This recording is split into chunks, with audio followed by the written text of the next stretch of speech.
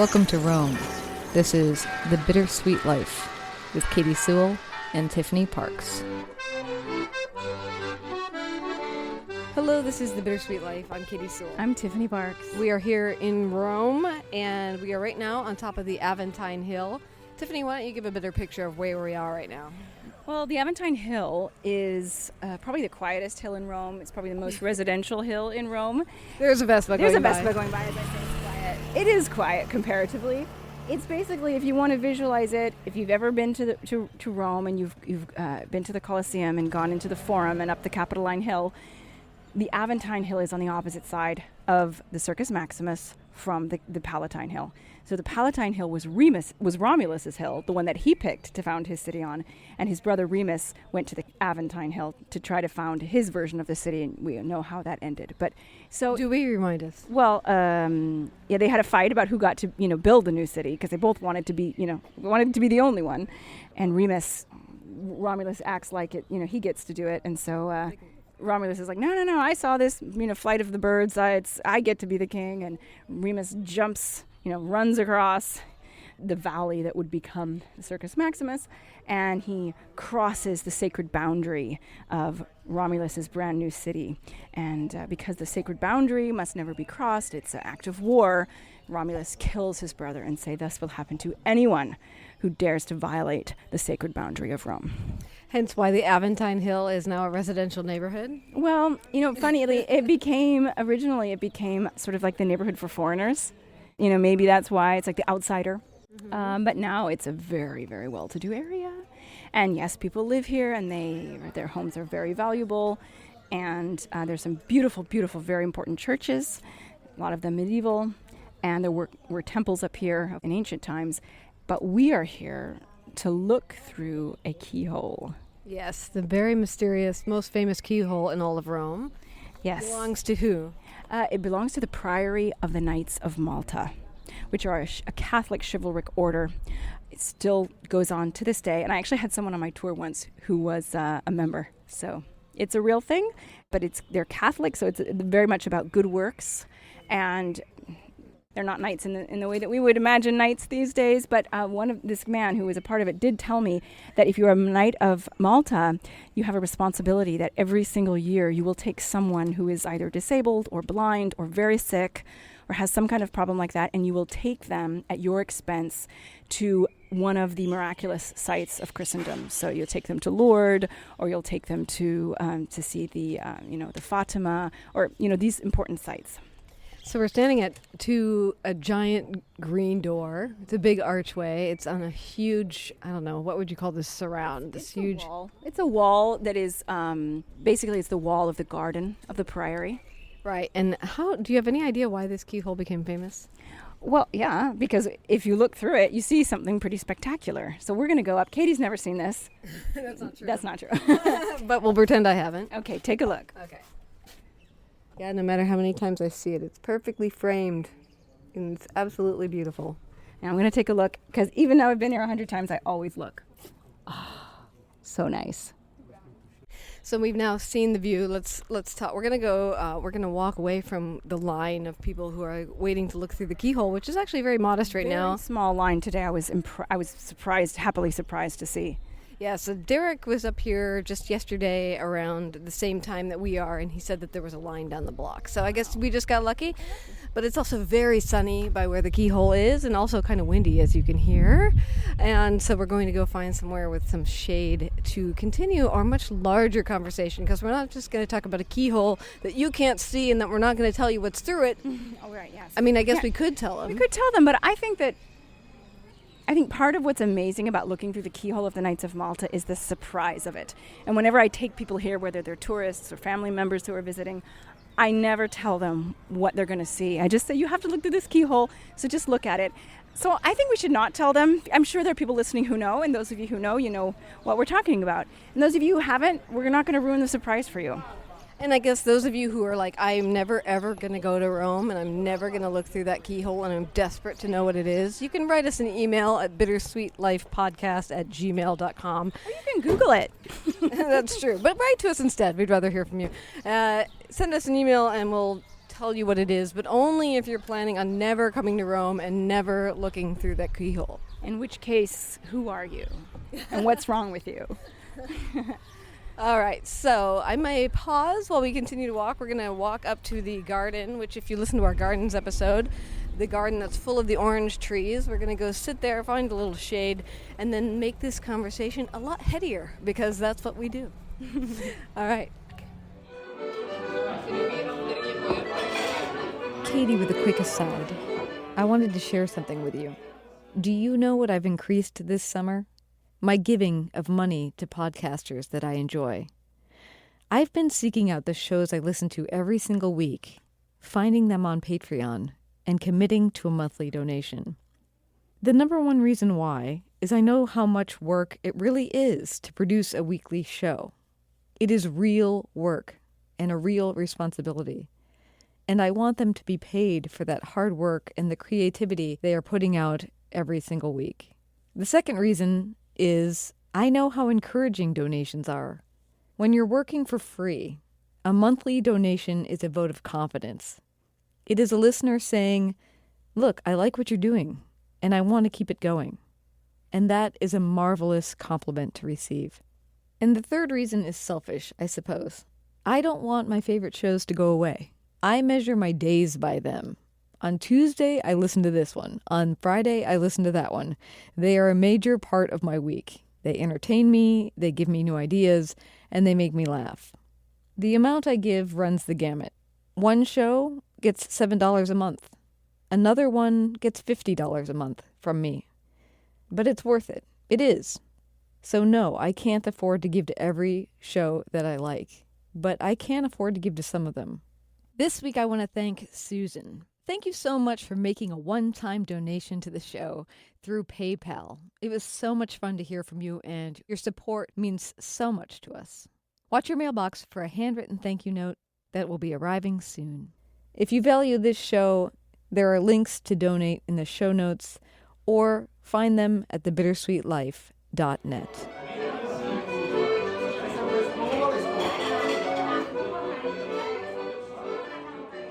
Okay, now we are sitting amongst the orange trees and the flirting pigeons and the beautiful view, though we're not looking at it really right now. But let's get to the bigger topic that I wanted to talk about, which is there is a magic to looking through a keyhole and seeing what it is that you see through that keyhole. Which is, in this case, very unexpected and marvelous. Right. Very unexpected, very marvelous, and maybe not what you're imagining. In fact, the first time I ever looked through the keyhole, it was your suggestion. I was here for your wedding. Going to turn away from the wind. There's going to be a little wind, so we're going to put up with that. We are a professional radio operation. A little bit here. Does that help at all? Not really. We'll move if it gets too bad, but it just puts you in the moment more. We're sitting in the wind. What can you say? Anyway, and you had suggested this is a thing that you should do if you have time. Go up there, look through the keyhole. I'm not going to tell you a single thing about what is through it. And it did have that kind of, wow, surprise, magic to it. But it's a bigger theme, I feel, that is about in traveling in Italy, is that there is this mysterious, magical quality to it because oftentimes you come across the unexpected, more so than in other places that I've traveled. I think in traveling, you're always going to come across things that are unexpected because you don't know what you're doing. Like you're wandering around, you're turning left, you're turning right, you're encountering things. So I guess across the board, there is a certain mystery to travel. But what I'm talking about is very characterized, I think, by a walk Derek and I took on the Italian Riviera, where one of the things we really wanted to do and why we picked the area we were in was we wanted to take a really long walk through nature. And we had heard that you could walk from one town basically through a forest and end up at another town. And can you tell us the names of those towns? Yes, can I? Let's see. We were in Camoli. And I want to just stop you right there because I want to give a shout out to someone who listens to this show and who follows us on Instagram, whose Instagram name is Smitten Italy, and I want to look up her full name because if she has one on there, I will say it. And the reason I'm doing this is because her name is Heather, Hey, Heather, this is for you. I posted a photo that Katie sent me, or a little video that Katie sent me when she was in Camogli, and I said, who can guess what town this is?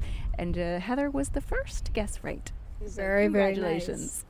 And then I think it's Porto Venere. That's right. Portofino. Portofino, thank you. My brain was addled when I was there. Okay. And then, of course, if you walk through the forest, you can end up all the way at the little point to Portofino, which is the much more touristy area where everybody thinks to go. And we really wanted to do this walk. Of course, I was sick. I had COVID at the time, but we thought, well, what could you do? Like, who are you going to encounter? Where are you going to encounter fewer people than taking a walk through the forest? Which was definitely true. We did not see that many people during that whole walk. But anyway, the walk begins with us leaving town, and we just are following these stairs up and up and up and up and up the hillside. And there are little houses here and there occasionally, but mostly it's just you kind of in the trench between two walls. And you know you're going in the right direction because every path had a symbol. Like you're either following a circle, you're following two circles, you're following a square, depending on what route you want to take. Anyway, we're going up and up, and all along we're saying, oh, I wonder, how does a person come to live this far up? How do they get groceries up here? Because as far as we can see, there's no roads. There's just this long staircase. And how do they end up here? And most of the houses seem kind of remote. Some of them have like chickens. Some of them have some olive trees. But we're going past them. And as we feel like we're getting further and further from town, all of a sudden we break into this clearing and we're in this piazza. It's no longer vertical. It's like a big, flat, round area. There's a big, beautiful church sitting there. And there's all these people sitting around. And we're like, how in the world did we just end up in like another little town, And it was just so unexpected and so exactly what I'm talking about. Like, it has this magical quality where you think, yeah, the people who live there know the town's there. But for us, it was just like, oh my gosh, we just happened upon this place in the middle of nowhere, and it has this beautiful church and these lovely houses around it. And then we walked through it, and we were in the forest. Sounds wonderful. I want to go now. And then every now and then in the forest, you're around nothing. Mm-hmm. You're on a path, yes, but all we can hear are trees, and of course some dude with a leaf blower way down in the valley, because there's always a leaf blower. Not a big fan. All these trees, all of these birds. We're walking along this path, and then all of a sudden you come to this altar with a bunch of picnic tables around it. Another thing where you're just like, why is this in the middle of nowhere? Obviously people follow these trails. But you know what I'm getting at? Like this kind of magical quality. It's like almost like what you would read about in a book when you were kids. That possibility that if you hear scratching behind the wall, it's not just a bird that's gotten into your outside vent. It is, I don't know, an animated knight who happens to live in the wall of your home. I don't know. It's like, but it has that same kind of quality. You know what I mean? Yes, the sense of possibility. Anything could be around the corner. Anything. Yeah, I know, and I just think that's so uniquely at least in its storybooky fashion. Outside of that realm I was talking about normal travel, where like, yeah, if you're traveling in a new place, anything could be around any corner, but it has that fairy tale storybook feeling to it. And it's like, I almost don't even know how to describe it, but I was curious to ask you, like, since you've lived here for the last 16, 17 years now. Almost 18 now. Almost 18. Amazing.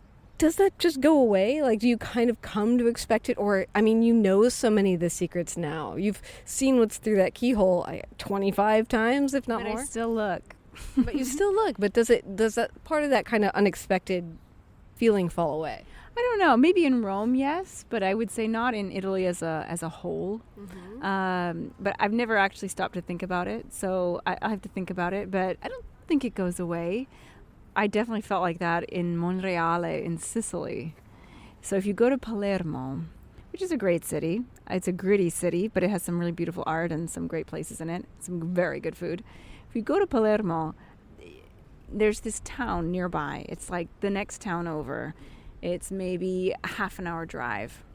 And it's a no big deal town. It's just this little town on the outskirts of Palermo. And you go there, and I was I knew about this place, and so when I was with someone who also wanted to see it, and so we made a point of going out there to the Cathedral of Monreale, and you go there, and I mean, we were racing to get there, and we made it there like literally, I don't know, like 20 minutes before they closed. So we didn't have a lot of time in there, but you go into this church, and I mean, there's lots of churches in Italy, you know, but this one is the best one, I mean, in my opinion. And you go in, and it's everywhere you look, on almost every surface of the church inside, are medieval mosaics. They're incredible, and they're just, I mean, it's jaw-dropping. And you think, you know, this little town that's no big deal, that nobody would go to otherwise, has this church that I believe is the most beautiful church in the world that I've ever seen. Yeah, it's things like that. Why does that feel magical to you, though? Can you describe it? It feels magical because it's something that I feel like nobody would expect if they didn't know about it. I mean, you wouldn't expect a church in some kind of nondescript town that's right by like the big city to have a treasure like that. Mm-hmm. And, you know, if you go and you study art history in Rome, you know, you learn the reasons behind these works of art. You learn that, oh, you know, this cardinal was from this town, or this city was an important site. There was a pilgrimage here. Or there was an important, you know, you can learn there are reasons behind it, but it doesn't, I don't think, lessen the shocking quality of walking into a church. And it's not just because it's big. Like, there's lots of big churches in Italy. Just walk into a place like that and just be like, what? This is here, hidden in this not very important town. Yeah, that's so interesting. Well, and I allow myself a certain degree of magical thinking when I'm traveling over here. Yes, I mean, for me, magical thinking is a part of daily life. But yes, it's easier here, I think. There's more, it's almost like you have proof everywhere you look of just like miraculous things happening. Yeah. And I mean, yeah, you could dig into it and be like, oh, that beautiful thing was built because of the ego of this dude, you know, but like, often. but you can also like, look past that and think, well, that dude is long gone now, and this beautiful thing is still here. Mm-hmm. And it also, like, a lot of the, whatever bad things about it can fall away if you have that magical view of it. Yeah. Whenever I do tours of the center of Rome, I always try to make my itinerary in such a way that when we come upon the Pantheon, it's always from around a corner. Because the Pantheon, and I think if you haven't been to Rome, you don't expect this. The Pantheon is just right in the middle of the city. It's not like going to Athens and going up to the the Acropolis, and it's this like big hill that you can see from all over the city, and it's just right there. It's just right in the middle of town, and you just turn a corner, all of a sudden the Pantheon is just looming right in front of you. It's so shocking, I think, if you're not expecting it. Yeah, and it also, many of the roads that lead to it are very tiny, very narrow roads, so you almost don't expect that it's coming around the corner. Yeah, you're just walking down, there's people just walking, random people, business people, oftentimes tourists, but just walking down, doing their own business, and walking around, all of a sudden, boom, it's there. Mm-hmm. And it's not the only place that's like that. There's a number of places in Rome. There's Sant'Ivo Church, which is one of the most beautiful churches in the city, that you can enter from the front of the church, and it's kind of like a fancy entrance and a big courtyard right in front of it. But you can also enter from the back, from the parallel street, and the entrance is very simple. There's like a little guardrail that can move up and down if cars need to come in. And you just walk in, and it's like you wouldn't even think to go in. Like, no tourist would walk in there. They would think this is a private building. And you walk in, and all of a sudden you turn the corner and you see this amazing church, just like boom, pop. Yeah. So see, you, even if you've never really thought about this before, you have thought about it in the sense that you know how to make a magical presentation to a person who's never been here before. Yes, and especially because my nephew was just in town a few weeks ago, and I was doing this with him. And I said, it was like one of our second or third day out. And I said, I want you to see something, Parker. And Claudio got the idea from my voice that I wanted to surprise him. And he's like, no, we did that yesterday. Because I had showed him the Pantheon in that way. And I actually had said, because he wasn't just a random client, he was my nephew. So I could tell him what to do a little bit more. And I said, Parker, look down at your feet while you're walking. Don't look up. And he's like, okay. And we walked until basically it was right in front of us. Claudia said, we did that yesterday. I said, no, it's not the Pantheon. It's a different thing. So that just goes to show, yes, there are several places in Rome that you can what were you there. showing him when you had I was showing him Sant'Ivo. Where is that exactly? It's the main entrance is on Corso Rinascimento. It's basically like right outside the Piazza Navona. It's roughly between Piazza Navona and the Pantheon. Yeah. It's funny too. There is also, it's a little bit magic, but it's a little bit history. I've spent a lot of time in Rome. You've spent even more time in Rome. Even in these places, like you've gone a bunch of times, you might think you know that place, but maybe you don't. There might be like another layer. Like for instance, I just went to Santa Cecilia on a day when you and I couldn't see each other, and you had talked on a mini episode about getting access into the choir loft and seeing these ancient, I don't know, how do you describe Well, it? they're medieval. It's a medieval fresco. Yeah, it's a medieval fresco. I think it's 12th century. Yeah, end of the 13th century. It's 1293. Okay, yeah. And you had talked about that on a mini episode, I believe, and we were there looking at the church, and I said, oh yeah, like in the recesses of my memory, Tiffany says I need to get into the choir loft. And so I rang the doorbell to the left of the entrance of the church, like you told me, and went in and looked at this fresco. And of course, from the choir loft, you can also look down on the other tourists that are walking around the church.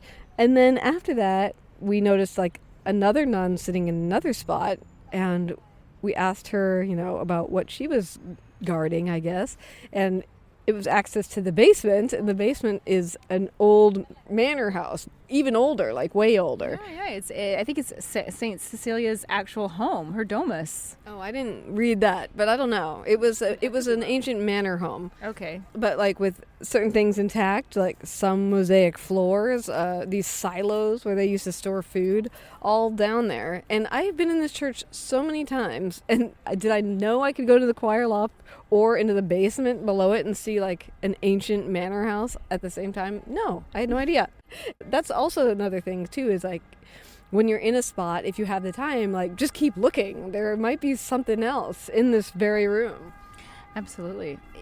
That's why you want to hire a tour guide. So DM us. Yeah, if you're coming to Rome, Tiffany is your person. Yeah, and I also was thinking about how that mystery, at least in your book, Midnight in the Piazza, and in some of the research I'm doing for a couple novels that I've been working on, your book actually has a lot of that magic in it. That same kind of quality of pushing the wall in and finding that there's a little knight living in your wall. That doesn't happen, but it has that same magical quality of that you can discover these mysteries that are like right under your nose. And I guess when thinking about this topic, I was thinking whether or not Tiffany knows she's feeling this, she must know she's feeling it, like inside somehow. I must, now that you say it in those words. Yeah. The idea that there could be a whole ancient piece of a building right underneath my own apartment. Who knows? Yeah, right now we could have, I don't know, like the bones of Nero right below our bench. Yeah. You never know. I mean, that's Rome for you. That's at least something I've been thinking about. I agree. I think it's true. I mean, it's very true. So if there's an equivalent of that wherever you are living, because I'm going to look for the equivalent of this when I get back to Seattle, because I like this feeling and I like this idea of digging deeper and looking deeper and trying to surprise yourself in a place that you've been a bunch of times. Can I tell you something really quick? Sure. When I was probably 8, I would guess around that age, I went on a tour of underground Seattle. Mm-hmm. Okay, now I live in an ancient city now. I go and visit ruins that are 2,000 years old, maybe more. But when I was a little kid in the 1980s, and I went down underneath Seattle in this very modern city, and I saw the ruins of early 20th century Seattle, I was absolutely fascinated. It was the coolest thing that I had ever done, and it was the coolest thing that I did for a long time. And I remember it so well. It like stayed with me, and I just remember the guide saying, look at this, so the date is carved into this windowsill, and it was like 1917, and I was like, 1917, how is anybody even alive then? Like, it's so long ago, and this was only in the 80s. This reminds me of, I have an old telephone, like the kind of phones that they used to hold in one hand with they'd have the receiver in one hand and the horn, like the horn to your ear. I don't know how to describe what those are called, but the kind of phone that our grandparents would have had when they were young people, when the phone was newer. Mm-hmm. I have an old one of those that after my grandfather died, he had actually just bought it because he wanted to turn it into a lamp. But my grandmother was getting rid of it, and I took it home, and it sits in my living room. And my nephew came over, who is probably around the age you went to Underground Seattle, and he said, "Ooh, look at this phone." At least he knew. Maybe he even asked me what it was. But once I told him it was a phone, he said, "Is this the kind of phone you had when you were a little girl?" Oh, God. And I was Ouch. like, "No." And he's like, "How does it even work?" Yeah, he's really into technical things. But I thought that was so funny because it's like, you're old. Was this the kind of phone you had? I know. And you probably were like in your early 30s when he was 8. No, this was like last year. But yeah. Well, kids don't have a very good idea of time. I think Aurelio once asked me if I was alive when the dinosaurs were alive, Katie. So there you go. And you were like, "Yes, I was." And let me tell you, I had a pet brontosaurus. It was really hard to park. Yeah. Well, anyway, if there's an equivalent of this wherever you are, this idea or in some kind of your thought, I know a lot of you are artists. I'd love to hear your take on this. You can always send us an email, bittersweetlifepodcast@gmail.com, or send us a note. Yes, we're also on Instagram, Facebook, and Twitter. Just search for the Bittersweet Life podcast and follow us if you're not following us already, please. Yes, we're taking pictures of all these locations in Rome. So if you're really curious about what the orange grove looks like that we're currently sitting in, join us. And until next time, this is The Bittersweet Life. I'm Katie Sewell. I'm Tiffany Parks. Join us again. Bye. The Bittersweet Life is produced and edited by me, Katie Sewell. My co-host is Tiffany Parks. If Rome is in your travel plans, be sure to arrange a historical tour with Tiffany.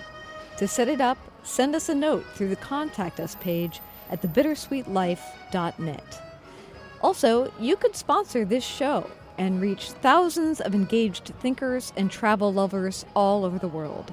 Send us a note at thebittersweetlife.net to get the conversation started. Our logo is designed by Jody Rick at the Lost Laboratory, web help from Drew Atkins. And this show continues when listeners support it. Tell a friend to subscribe. Write us a review. And like you would with any other art you appreciate, tip your podcaster. Don't steal the tea. Find ways to toss a donation in the hat at thebittersweetlife.net. Thank you. And thanks for spending the summer in Rome with us.